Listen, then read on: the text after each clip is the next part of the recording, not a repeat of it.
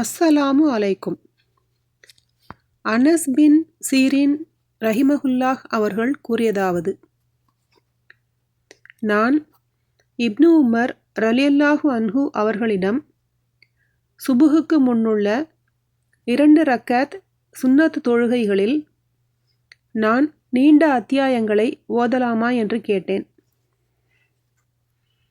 அதற்கு இப்னு உமர் ரலியல்லாஹு அன்ஹு அவர்கள், நபி ஸல்லல்லாஹு அலைஹி வஸல்லம் அவர்கள் இரவில் 2 ரக்காத்துகளாக தொழுவார்கள்.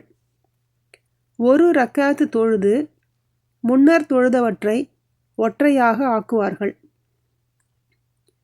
சுபுகுக்கு முன்னால் இகாமத் சொல்லும் சப்தம் தமது காதில் விழுவதைப் போன்று விரைவாக 2 ரக்காத்துகள் சுன்னத் தொழுவார்கள் என்று கூறினார்கள்.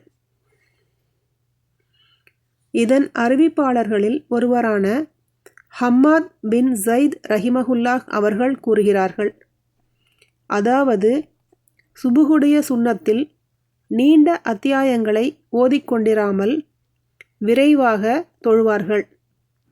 புகாரி 995.